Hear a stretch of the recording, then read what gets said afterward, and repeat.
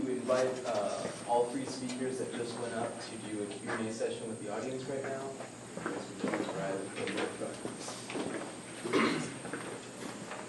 I would never have left. I'm sorry. Yeah, if you guys have any questions about anything that they've said, or I was going to use profanity, never mind. Yeah, any questions that you all have, go for it. Profanity is okay with me. So you were talking about virtual signaling, and there's also grandstanding, and it is a very annoying thing to see sometimes. It's just kind of, people get tired of people letting others know. Do you have how do you decide for yourselves? You guys can answer if you have an idea, but like, when do you think I have to comment on this, and I think this is wrong, and so on, or when do you catch yourself from going too far and being a virtual signaler? No, I think it's a good question. It's hard to say because everything you comment on ever is an indication, in some sense, of your virtue, right? I mean, you're signaling just by you're using your discretion to select what it is that you want to comment on. So, like, virtue signaling is sort of weird. I mean, usually what virtue signaling refers to is people who are pro-social justice or doing that sort of pose. But I don't know how much they're virtue signaling. I think a lot of them have a honest belief in the rightness of their views. They're not doing it simply to signal. Right. I think what you can do is you just develop a core sort of set of beliefs, and you kind of strengthen your reasoning faculties, and that just kind of organically, ideally, will lead you to what is worth commenting on and kind of shunning what is sort of trivial and just a distraction. Yeah, I mean, I think you touched on the point pretty well. I mean, virtue signaling has always been kind of a term that confused me. I mean, if you tell someone, hey, I think I'm right and you're wrong, is that a form of virtue signaling? I don't know. It's never something that I tried to use or capitalize on. I think I can deal with the relevant points without invoke that. I mean, virtue signaling is something that I sometimes struggle with because I've done videos about things like why, I don't know, women can be sexist too, and it seems like such a simple concept that it almost kind of lends itself to automatically being virtue signaling because it's like, who would disagree with that? But then when you look at the fact that there's still people arguing for the opposition, and I kind of feel like, okay, well, it seems virtue signaling to address it, but there are still people who believe this thing, so how can I, how do you balance wanting to address issues that still matter with your apparent belief that it should be obvious?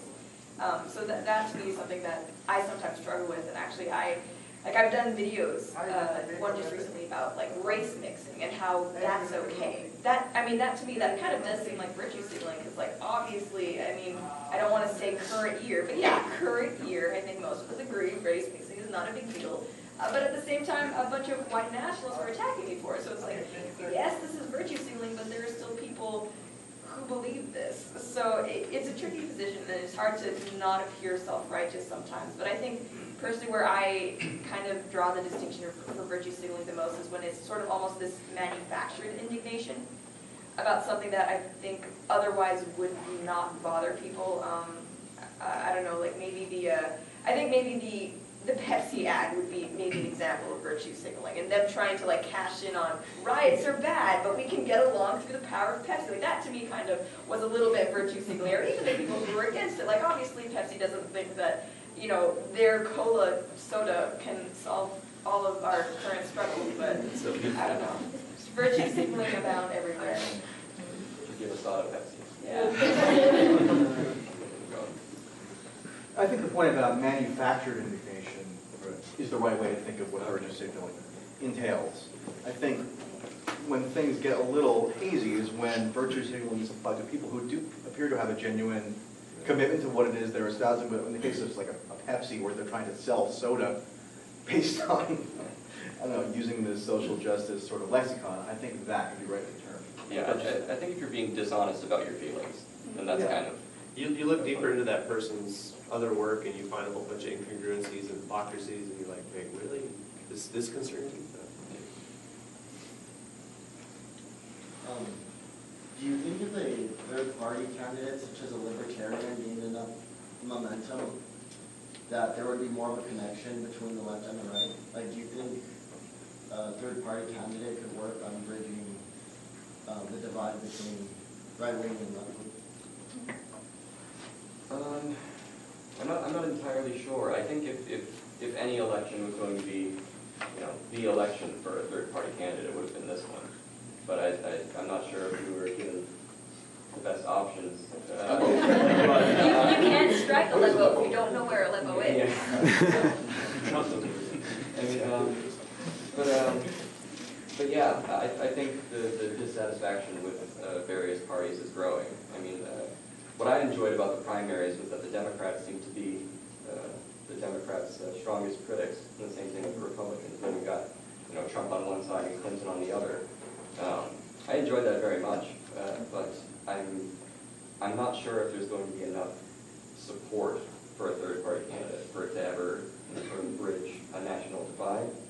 But I do think that more people are sort of becoming disillusioned with their own parties, and they're just going with whatever is left, to be honest. But you guys think? Trump actually toyed with a third-party run in 2000.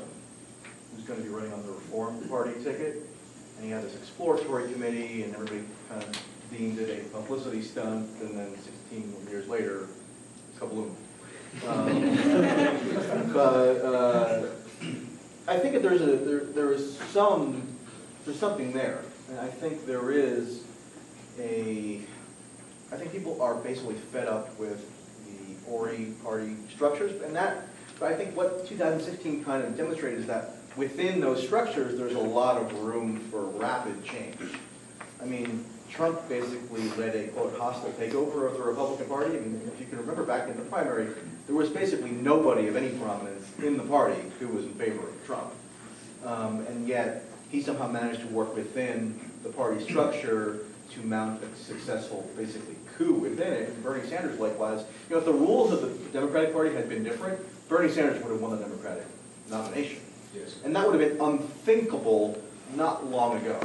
I mean, if it wasn't the case that they had superdelegates and you had these party machines which were all endorsed Hillary before Bernie Sanders got in the race, he would have probably won. We can never know with certainty. It's sort of counterfactual.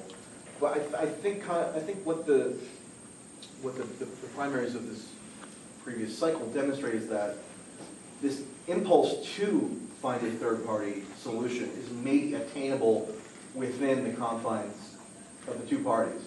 Now, maybe not. I think there is also an appetite for a pure third-party challenge, and something that I've been interested in over the course of my journalism and writing career is trying to find trans-partisan. Actually identify more with someone who was on the left and they were libertarian than someone who was right or authoritarian. So I definitely think that there's sort of a vacuum where a lot of people right now don't feel represented by just the two-party system.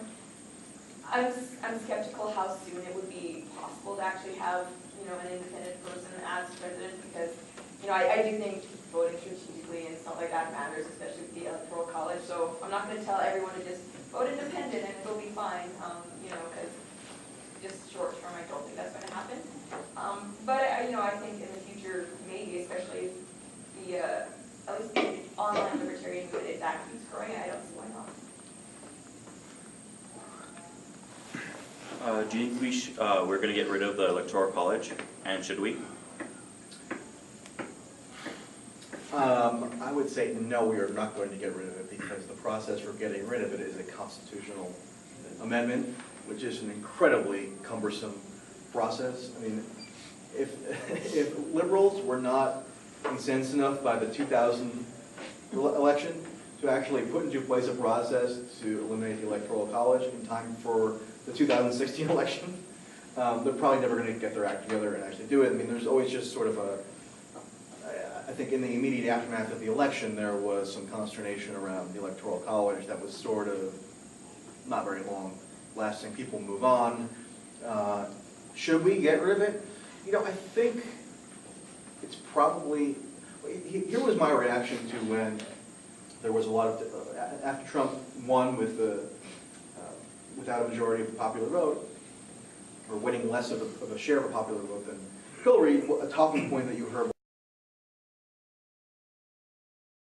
anti-democratic, I mean, in the UK, each individual constituency elects a member of parliament, and then a majority of those people are who can form the government. It doesn't have anything to do necessarily with the overall popular vote. Is it a little bit arcane? Maybe. Not really anti-democratic, though. So while I'd be open to revising the process, you know, we're just start from scratch, probably would not choose that process. I'm sort of a little annoyed at the sort of the slogans that people kind of bandied about after the election to attempt to delegitimize it. There's an argument to be had, but if your argument is about how it's just an utter subversion of democracy, I'm not totally on board with that.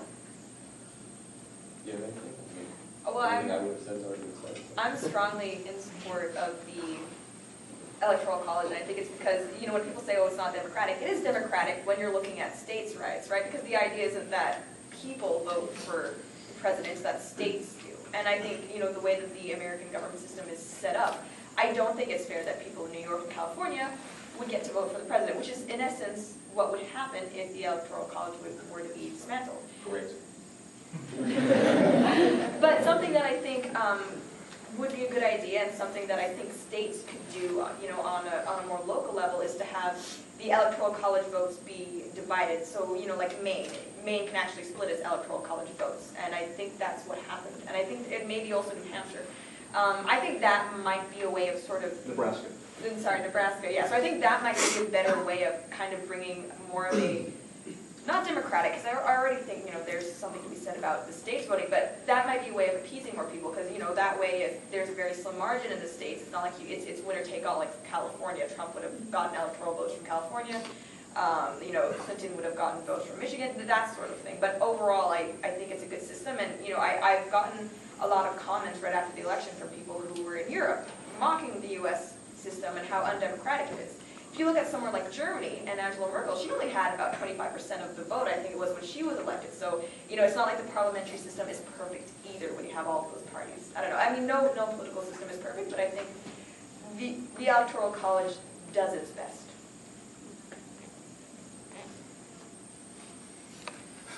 Well, what do you think the U.S.'s role is in the Middle East now, or do we have a role at all? I think our primary role is just to create chaos. Turn it into a parking lot.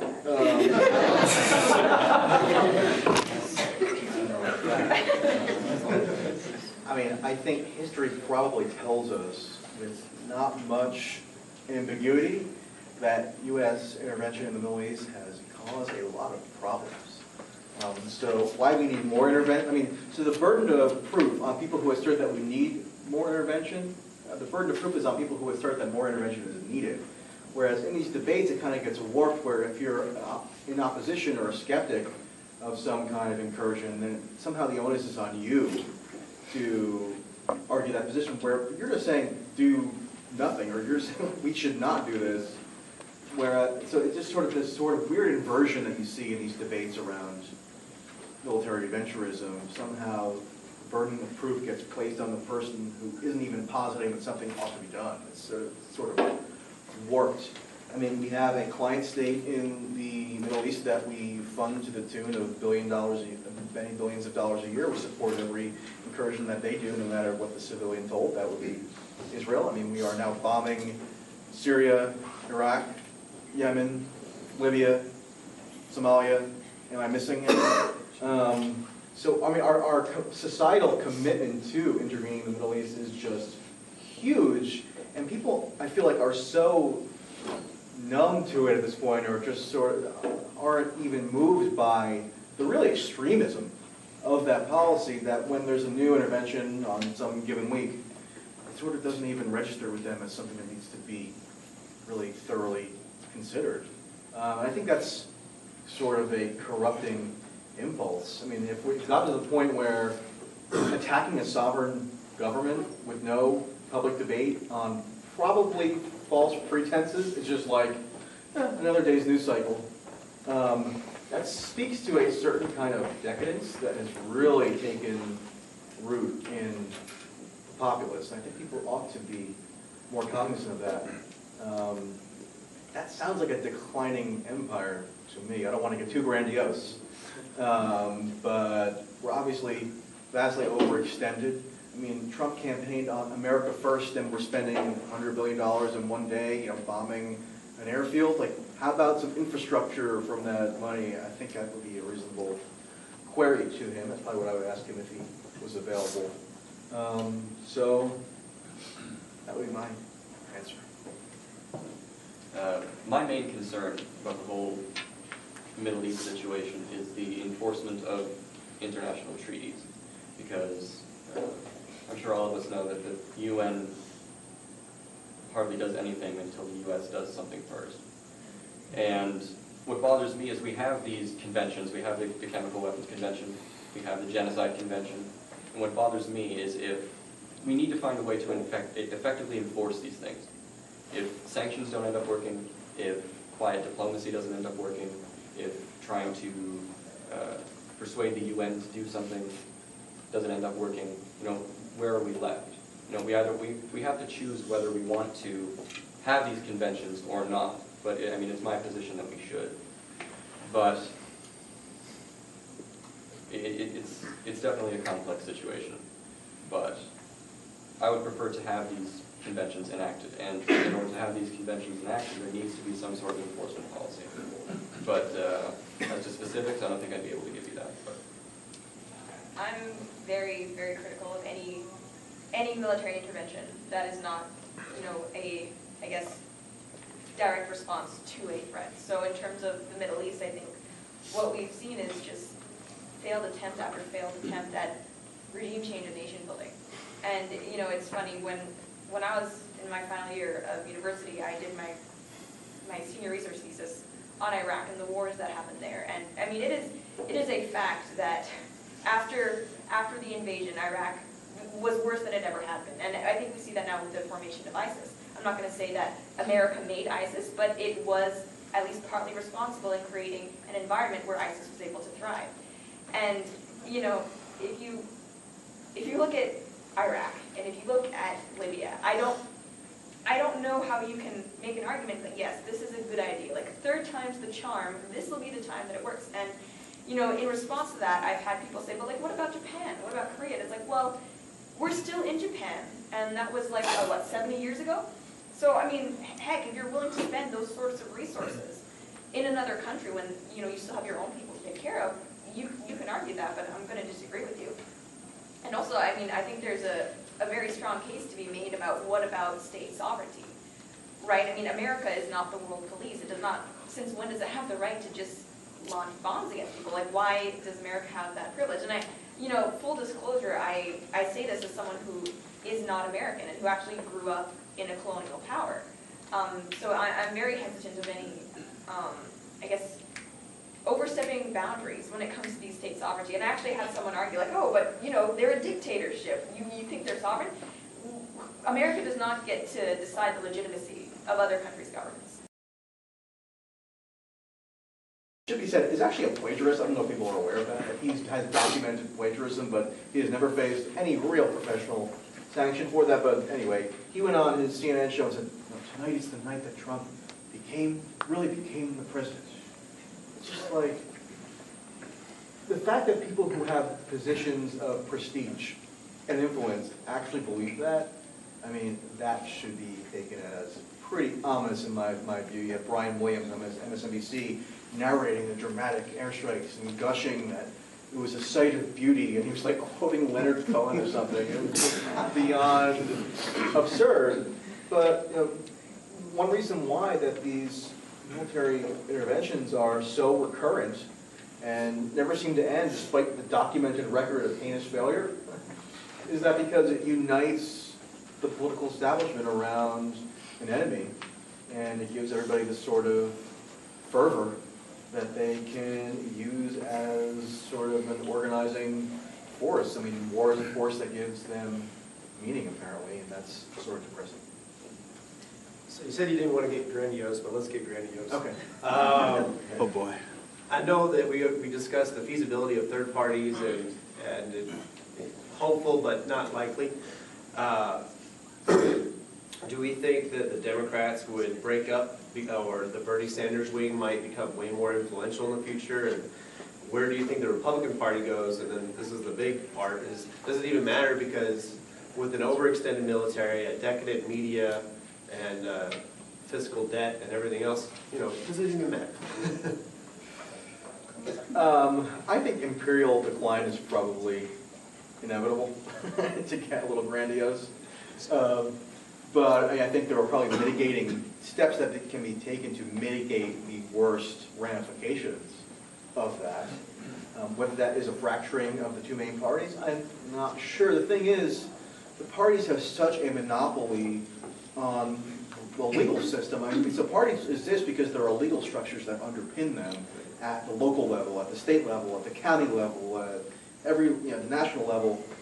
So it's not as if somebody can just form a new party overnight. You have to go through a totally onerous process to have a formation that can in any way challenge the two main parties. That's why Trump determined that it wasn't worth it for it to go with a third party running, who had mount this hostile takeover of one of the existing parties. But I think there are definitely ideological fissures that are going to make the parties pretty incoherent as a single unit. We saw that with the healthcare vote for the Republicans. I mean, this was something that they were bleeding about for, what was it, 8 years? Repeal or replace Obamacare. They shut down the government over it. Ted Cruz launched his national aspirations because he had pseudo filibuster in 2013 because he wanted to get rid of Obamacare, but they can't, for some reason, figure out a way to repeal this thing that they had been so incensed by for so long. It's because they're not really a coherent governing unit. I mean, there's not enough that binds them to make them into a real, say, parliamentary party, where there is a way to actually whip together. Yeah, at first it was, if we could just get more Republicans to win the House, then it was, well, we need the Senate. Yeah. Well, we need the White House. And now it's, well, we need need a more miracle. real conservatives. Yeah. Yeah, we need an asteroid to hit the Earth. So that would be one. And then there are analogous things going on with the Democratic Party. So I think for now we're just going to have to kind of contend with these incoherent relics that constitute our political party structures, and just mitigate the damage. That's my most optimistic take. I mean, I positively enjoy the fact that there's too much diversity of thought in the Democratic Party and the Republican Party. I mean, at the end of the day, this is going to come down to ideas. So people are going to have to focus on the ideas as opposed to judging Democrats by how anti-Republican they are, and judging Republicans on how anti-democratic they are. I think this is a positive development. I don't think this is going to be something that collapses the political system. I think this is a step in the right direction. Yeah, I would agree. I'm actually very, very happy that this is happening right now, because I think when you look at the average voter, they've been let down by both parties. The Democratic Party hasn't delivered on any of its promises, and neither has the Republican Party. For so long, we've had, I grew up, kind of under the Bush era. You look at, these are supposed to be conservative, they're supposed to be for lower spending and, free market, small government. And you look at the massive debt that they've incurred, the wars. These are not people who have been representing their voters on either side right now. And so, if I can just take a moment to put on my MAGA hat, I think we do need to drain the swamp. And that's not going to happen with the people who are currently in power. So I think it's a good thing. I think the people who are here, they currently, Capitol Hill, they've been there too long. They've bought too much of the special interests. They have no connection with what their constituents actually want anymore. It's just, it's not a system that's working right now. So I have a question from the live chat, and this one's probably going to be a little bit loaded. Is taxation theft? Not my question. One of theirs. No, it's not that guy too. Somebody want to take that? Well, I think, so obviously, I do have libertarian leanings and not full on, anarcho-capitalist. I think taxation can be theft to a point. If you're talking about things like roads, firefighters, things like that. If you're talking about basic needs that everyone in the community by default consumes, I think taxation at that point is just payment for services rendered. I think when it starts to become theft is when it's for redistributive purposes, right? If I'm being taxed for something that I have no interest in, that benefits me in no way, things like, I don't know, if you're talking about like large welfare or entitlement programs that are really just for, you know, the redistribution of wealth. As an individual, you know, that's not something that I've signed up for and I've thought, hey, that's a good idea. The whole idea of taxation being theft, it kind of speaks to the fact that, you know, you're not giving your consent in what's happening. And I do think that, you know, there is something we said about consent to govern. We do have a social contract just by virtue of living in this society.